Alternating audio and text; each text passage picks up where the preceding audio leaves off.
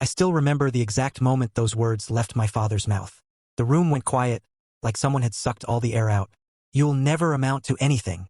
He didn't whisper it. He yelled it, in front of the entire family. Uncles, aunts, cousins, my little sister clutching her plate of biryani like it was a shield. The wedding reception lights twinkled above us, gold and warm. But the words landed cold, sharp, final. I was 23, fresh out of university with a degree in business that felt more like a piece of paper than a future. My tie was too tight, sweat beading under my collar from the Lahore heat that had crept into the banquet hall despite the AC. Everyone stared, at him, at me. My mother's hand froze mid-reach for the water jug. My cousins exchanged glances, the kind that say, "This is bad," without saying anything at all. And me? I just stood there, heart hammering so loud I thought they could all hear it. But instead of crumbling, instead of yelling back or storming out like I wanted to, I smiled. A small, quiet smile. Then I said, very calmly, "Watch me." The words came out softer than I expected. Almost gentle, but they carried. My father's face twisted, surprise first, then anger, then something else I couldn't name. Maybe doubt. He opened his mouth to say more, but I turned away, walked straight to the dessert table, picked up a gulab jamun, and ate it slowly while the music started again and people pretended the moment hadn't happened. That was 8 years ago. Back then, life at home was predictable in the way only Pakistani middle-class families can make it. My father ran a small textile shop in Anarkali Bazaar, nothing fancy, but enough to keep the lights on and the fridge stocked with roo afza and leftover nahari. He woke at 5 every morning for far, then sat with his ledger and his chai, grumbling about rising cotton prices and unreliable suppliers. My mother moved through the house like a quiet current, cooking, cleaning, folding laundry with the same steady hands she'd used since I was small. I was the eldest son, the one who was supposed to make something of himself. My younger sister, Aisha, was the smart one, always buried in books, dreaming of medical college. My father doted on her in his own stern way, but me, I was the project, the one he measured against his own youth, against the brothers who'd gone abroad and sent money home, against the neighbors' sons driving new Corollas. Every evening he'd come home smelling of fabric dye and dust, sit at the dining table, and ask the same question, "Kia banega tu? What will you become?"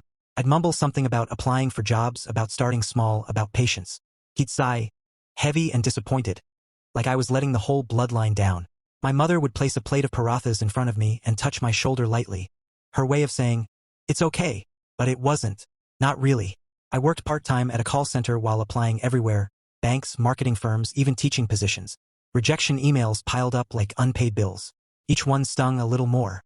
I started avoiding mirrors because I didn't like the tired eyes looking back. Then came the wedding. My cousins. The whole clan gathered loud, laughing, gold jewelry clinking. My father had been drinking steadily since the Mendi night, the kind of whiskey he only touched at family functions. By the reception, he was loose-tongued, proud in front of others.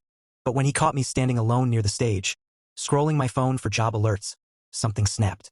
That yell, those words. After the reception, the drive home was silent except for the hum of the Suzuki and the occasional honk from the street. My mother stared out the window. Aisha fell asleep against my shoulder. My father gripped the steering wheel so hard his knuckles went white. When we pulled into the driveway, he turned off the engine and said, without looking at me, "Don't come to the shop tomorrow. Stay home and think about what I said." I didn't argue. I just nodded, went to my room, and sat on the edge of the bed until the azan for far drifted through the window. The next morning I packed a small bag, just clothes, my laptop, a few books. My mother found me in the kitchen at dawn. She didn't cry. She just pressed a small roll of rupees into my hand, money she'd saved from her sewing, and whispered, "Go find your path, beta, but don't forget where you came from." I hugged her longer than I ever had. Then I left. No plan, no job waiting, just a one-way ticket on the Daewoo bus to Karachi and a stubborn refusal to prove my father right. Karachi swallowed me whole the first week. The bus dropped me at Abdullah Shah Ghazi, and the salt air hit me like a slap. I found a cheap shared room in Sadar. 2 other boys from Punjab, both chasing the same dream I was. We split rent, split rice, split silence when the power went out at night. I walked miles every day in the heat, shoes wearing thin, dropping CVs at every office that had a receptionist who didn't immediately say, "No vacancies." Rejections came faster here, cleaner, more polite. "We'll keep your file," they said, smiling like they meant it. They never called, but I kept going, because every time I thought of stopping, I heard my father's voice again, loud, public, final, and I smiled the same small smile I'd given him that night. 6 months in, I landed something. Not much, a junior sales position at a small import-export firm dealing in second-hand electronics. The boss was a short, balding man named Bilal who smoked constantly and spoke in short, sharp sentences. He paid me just enough to eat and send a little money home every month. My mother never asked where it came from. She just sent back voice notes saying, "Eat properly, beta. Don't skip meals." I didn't tell them I was sleeping 4 hours a night, learning Excel on a cracked phone screen, practicing English with YouTube videos so I could talk to foreign clients without stumbling. I didn't tell them how many times I sat on the roof of that old building at 2 a.m., staring at the city lights, wondering if I'd made the biggest mistake of my life. But slowly, very slowly, things shifted. I started closing deals. Small ones first. A batch of used phones to a shop in Lyre. Then laptops to a school in Orangi. Bilal noticed. He gave me a tiny raise, then a bigger one. He started sending me alone to meetings. I wore the same blazer every time, ironed it with my hands because we had no iron, but no one seemed to care. They cared about numbers. And the numbers were going up. 2 years later, I wasn't just a junior anymore. I was handling the Karachi branch's entire southern sales region. I had my own small desk, my own targets, my own phone line. I rented a one-room flat in Clifton. Nothing fancy, but it had a balcony where I could drink chai in the morning and watch the sea. I still called home every Sunday. My father never asked how I was doing. Never once said, "How's work?" He'd take the phone from my mother, grunt a hello, ask if I was eating, then hand it back. My mother filled the silence with stories. Aisha's first year of medical college, the new curtains she'd sewn, how the neem tree in the courtyard was finally giving shade. I never mentioned the promotion, never mentioned the savings account I'd opened or the suit I'd bought for client dinners. I wanted him to hear it from someone else. That someone else turned out to be Uncle Rafiq. He was my father's younger brother, the one who'd moved to Karachi 20 years earlier and built a decent garments business. We'd crossed paths at a family wedding in Multan. He asked what I was doing these days. I told him the truth, quietly, no bragging. He listened, nodded, then called my father the next week. I found out later what he said. "Arif, your boy is doing well in Karachi. Very well. He's got his own team now. Clients ask for him by name. You should be proud." My father didn't reply on the phone. But my mother told me he sat quietly for a long time after the call, staring at the ledger he hadn't opened in hours. Then came Eid al-Fitr, 3 years after I'd left. I booked a ticket home. First time in 36 months. I didn't tell them I was coming. I wanted to see their faces. The house smelled the same. Cardamom, fresh roti, my mother's rose adder. Aisha screamed when she opened the door and threw her arms around me so hard I almost dropped the boxes of sweets I'd brought. My mother appeared from the kitchen, dupatta slipping off her head, eyes already wet. She touched my face like she was making sure I was real. My father was sitting in the drawing room, newspaper open, glasses low on his nose. He looked up when I walked in. For a moment, nothing. Then he folded the paper slowly, stood up.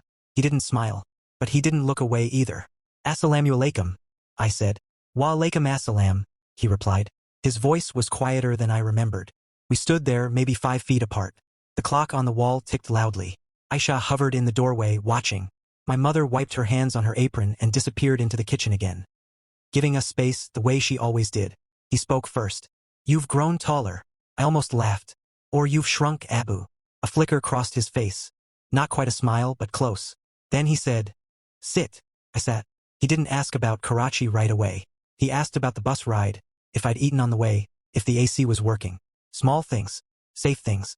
But I could feel it, the weight of everything unsaid hanging between us like smoke. After dinner, when everyone else had gone to bed, he found me on the charpai in the courtyard. The sky was clear, stars sharp. He sat beside me without asking. For a long time, neither of us spoke. Then he said, very low, "I was wrong." 3 words. I didn't look at him. I kept my eyes on the sky. That day at the wedding, I was angry, tired, drunk, but mostly, I was afraid. He rubbed his palms together slowly, the way he did when he was thinking hard. "I thought if I pushed you hard enough, you'd become something great. I didn't know how else to do it. My own father never said a kind word to me. I thought that was how it worked. I thought fear made men strong." He paused. His voice cracked just a little. "I was wrong, and I hurt you, publicly, in front of everyone. That shame, it's mine, not yours." I finally turned to him. His eyes were wet. Not crying, not quite, but close. "I heard what Rafiq said," he continued, "about your work, about how people respect you. I should have said it sooner. I'm proud of you, Beta. Very proud." The words landed soft, heavy. True. I didn't say anything for a minute, just let them settle. Then I reached over and put my hand on his shoulder. "I know, Abu," He covered my hand with his. We sat like that until the azan for Far began. That morning after Far, something quietly changed between us. Not with fireworks or big speeches, just small things. He started asking real questions. How do you manage the team in Karachi? What kind of clients are you dealing with now? I answered without bragging, straight, simple. He listened. Really listened. No grunts, no sighs. Once or twice he even nodded, like he was taking notes in his head. My mother watched from the kitchen doorway, smiling the way only mothers can when they see two stubborn men finally lower their guards. Aisha teased me mercilessly. Look at Abu, acting like you're the CEO of Unilever. But her eyes were soft. She knew what this meant. I stayed a week longer than planned. Helped at the shop in the mornings, not because he asked, but because I wanted to. We unloaded bales of cloth together, measured meters in silence, drank chai from the same dented thermos he'd used for 30 years. His hands were rougher than I remembered, veins standing out like rivers on a map. Mine weren't soft anymore either. On the last evening, he called me to the small storeroom behind the counter. Dust floated in the shaft of light from the tiny window. He pulled out an old metal box, the one he kept under the bed for emergencies, and opened it. Inside were his savings passbook, some gold bangles that had belonged to my grandmother, and a folded piece of paper. He handed me the paper. It was a deed. A small plot of land on the outskirts of Lahore.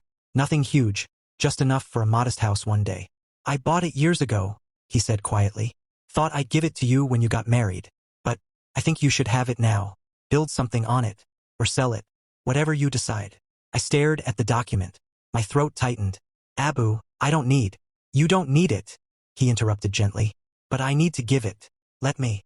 I took it, folded it carefully, slipped it into my pocket. Then I did something I hadn't done since I was maybe 10 years old. I stepped forward and hugged him. He stiffened at first. Old habits die hard. But then his arms came around me, tight, like he was afraid I'd disappear again. I felt his shoulders shake once. Just once. He didn't cry. Neither did I. But the air between us felt lighter, cleaner. When I finally pulled back, he wiped his face quickly with the back of his hand and said, Don't tell your mother I got emotional. She'll never let me live it down. I laughed. He smiled, small, real. I left the next morning with more than I came with. Not just the deed. Not just the pride in his eyes. But the understanding that sometimes the deepest apologies don't come in words. They come in time. In listening. In showing up differently. Back in Karachi, life kept moving. I got promoted again, senior manager now. Hired 2 fresh graduates from smaller towns, the way someone once gave me a chance. I started sending Aisha money for her books and fees without being asked. My mother sent homemade achar every month. I sent her new sewing patterns I found online. And my father? He calls me now. Not every Sunday, but sometimes on Tuesdays just to say, Beta, everything okay? I tell him about deals I closed, about the new flat I'm looking at. He listens, offers advice that's sharp but kind. Last month, he came to Karachi for a checkup. I booked him into a decent guest house, picked him up from the hospital, took him to Burns Road for Nahari. We sat across from each other at a small table, spoons clinking, traffic roaring outside. He looked at me across the steam and said, You proved me wrong. I shook my head. I didn't do it to prove anything, Abu. I did it because you taught me never to give up, even when the person telling me to give up was you. He looked down at his plate, then back up. I'm sorry, he said again. Clear. No excuses this time. I forgave you a long time ago, I told him, and I meant it. The scar is still there, the memory of those words in front of everyone. But scars fade. They don't disappear, but they stop hurting every day. They become proof you survived, proof you grew stronger. Today I'm 31. I have a home, a future, people who depend on me. But more than that, I have a father who looks at me now not with disappointment, but with quiet respect. And when I think back to that wedding night, to the moment I smiled and said, Watch me, I realized the real victory wasn't in proving him wrong. It was in refusing to let his words define me. It was in choosing to build something anyway. And maybe, just maybe, in giving him the chance to see it and to change. Because sometimes the people who hurt us the most are the ones who can heal us the deepest. If we both choose to try. So tell me in the comments below on Broken Trust Stories. Have you ever had someone close tell you you'd never make it? Did you let their words stop you? Or did you let them light a fire instead? And if that person ever came back to say they were wrong, would you let them in again? I'd really like to know. Because healing doesn't always look loud. Sometimes it just looks like 2 men sitting quietly under the stars, finally hearing each other. Thank you for listening to my story. If it touched something in you, hit that like button, share it with someone who needs to hear it, and subscribe to Broken Trust Stories for more real voices, real pain, and real second chances. May Allah make it easy for all of us. Ameen.